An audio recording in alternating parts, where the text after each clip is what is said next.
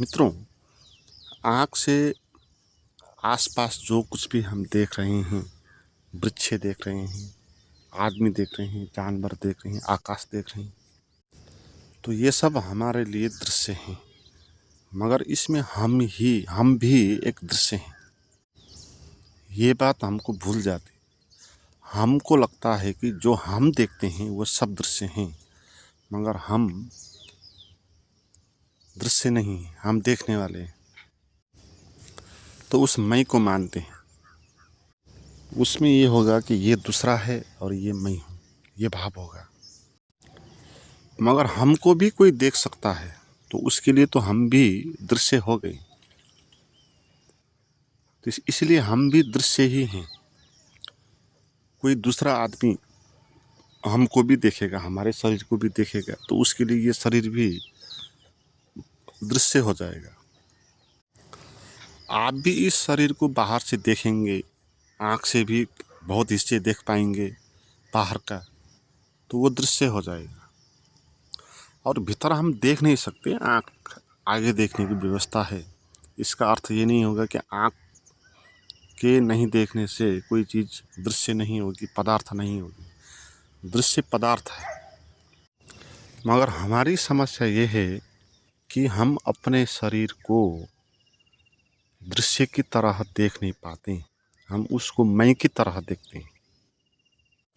हम इसी तरह अपने शरीर को, अपने मन को भी देख नहीं पाते। जैसे कि हम किसी पेड़ को देखते हैं, जैसे किसी दूसरे आदमी को देखते हैं।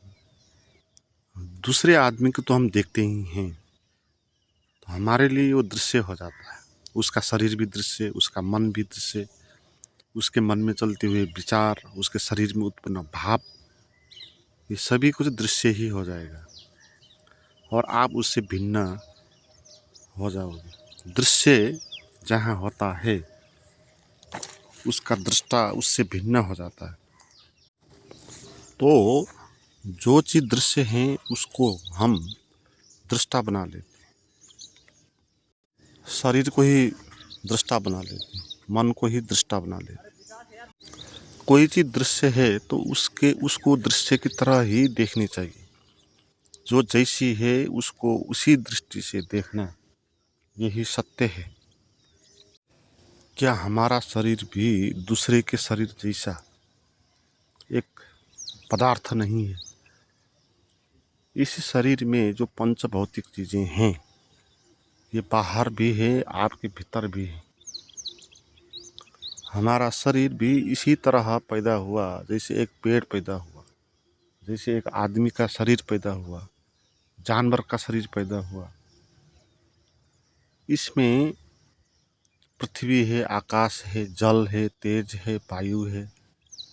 तो यह शरीर भी दृश्य ही है, पदार्थ ही है।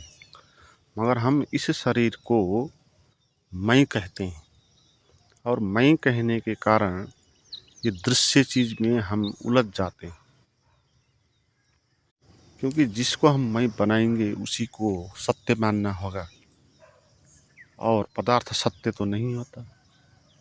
पदार्थ क्षणिक होता है, परिवर्तनशील होता है, नष्ट हो जाता है, आता है, जाता है। इसी को शास्त्रों में कहते हैं वो देहाध्यास है। अध्यास यानी आरोप। हमने देह में मैं का आरोप कर लिया। किसी एक चीज़ में दूसरी चीज़ को आरोप करना वो अध्यास होता है। उससे भ्रम उत्पन्न होगा। जैसे एक रस्सी पड़ी हुई है, आपने उसको सांप के रूप में देखा, तो आपने रस्सी में सांप का अध्यास कर दिया, आरोप कर दिया। तो इसके कारण आपको अब वो रस्सी भी सांप दिखाई पड़ने लगेगी, जो है नहीं। तो अध्यास के कारण भ्रम उत्पन्न हो जाता है और जो चीज़ नहीं है वो दिखाई पड़ जाती है। हमारा संसार इसी तरह जैसा है ऐसा दिखाई नहीं पड़ रहा, जैसा नहीं है कुछ और देख रहे हैं हम। क्योंकि इसमें हमने भी आरोप किया है, इस शरीर को मैं के रूप में देखा है, जैसे रस्सी में सांप के रूप में देखा।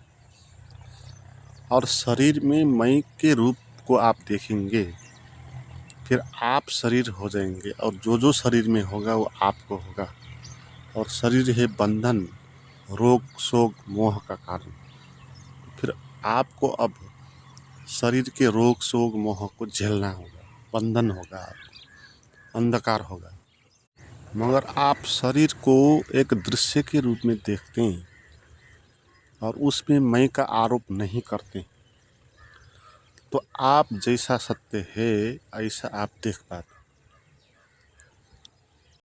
और इस देहाध्यास से बाहर आने के लिए आपको कुछ करने की आवश्यकता नहीं, आपको कुछ समझने की आवश्यकता होगी।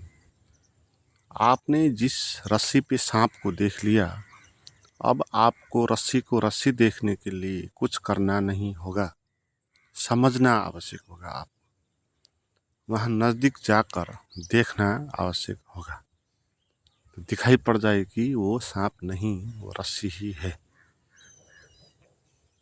तो आपको भी अपने शरीर के नज़दीक आकर देखना होगा कि क्या वो कोई दृश्य चीज़ है या वो मैं के रूप में है। आप इस शरीर के दृश्य को मैं कहते हो, मगर आपके आसपास और बहुत सारे दृश्य हैं, उन दृश्यों को आप मैं नहीं कहते हो। मगर इसमें दूसरे के साथ भी अगर आप कुछ संबंध बनाएंगे, उसको कहेंगे कि मेरा है मेरी है, फिर उसका शरीर भी बंधन पड़ जाएगा आपको।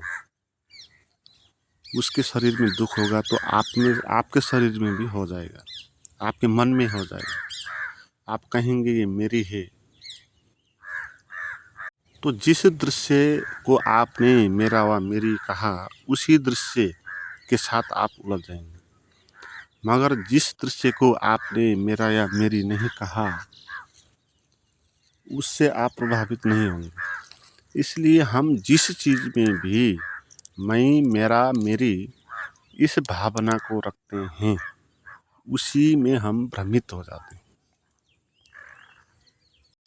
तो हमने अपने शरीर को मैं बना के रखा, इसलिए हमको ये भ्रम पैदा हो गया। तो आपको अपने शरीर को दृश्य के रूप में देखना चाहिए।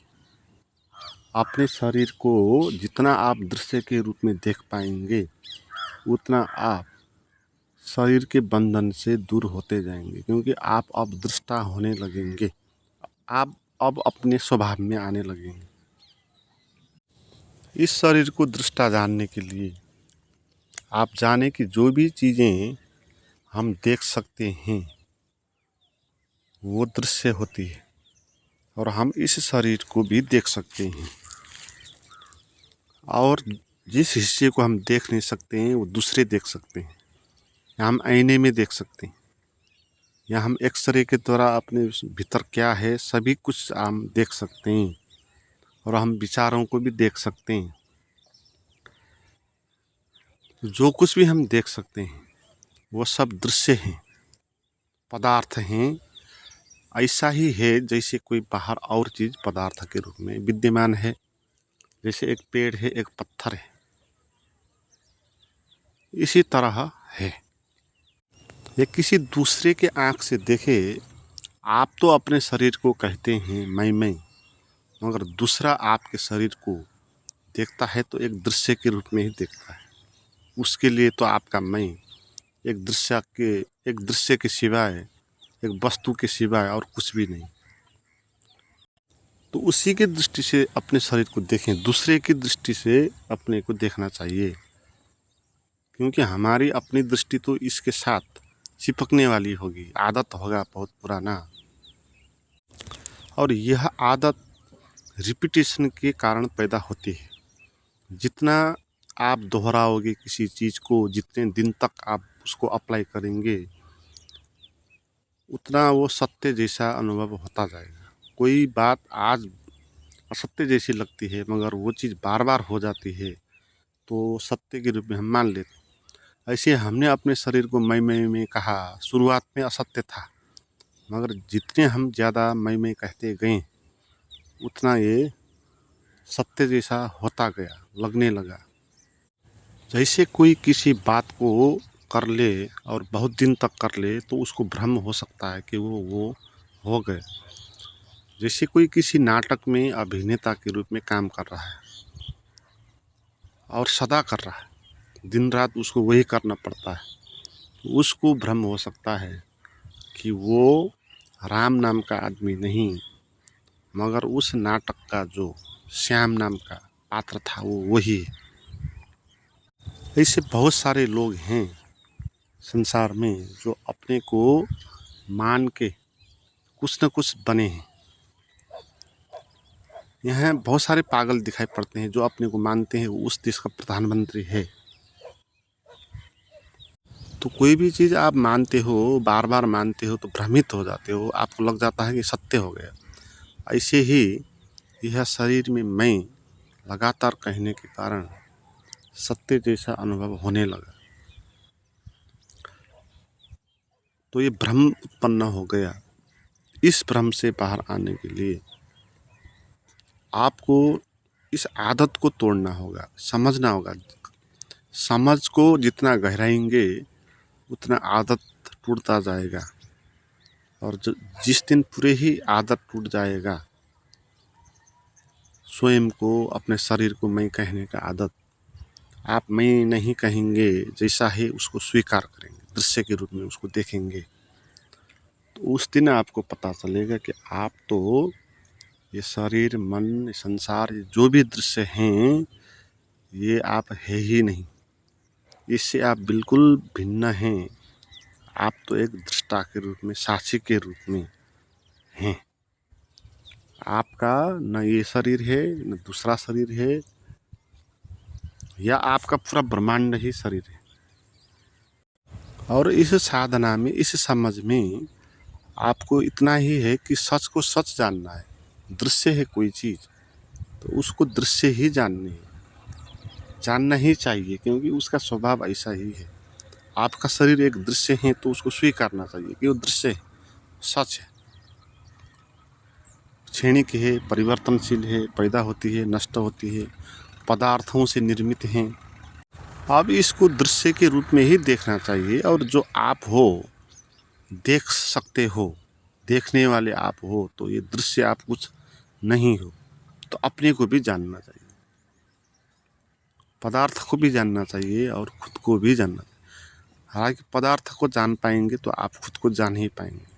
पदार्थ को पदार्थ के रूप में, दृश्य के रूप में, अपने से भिन्न के रूप में उसको देखेंगे तो आप खुद को भी जान ही पाएंगे, क्योंकि आप उससे भिन्न जो बचेंगे वो आप होंगे। मित्रों, इस तरह आपको अपने आदत को मिटाने के लिए समझ की गहराई आवश्यक है।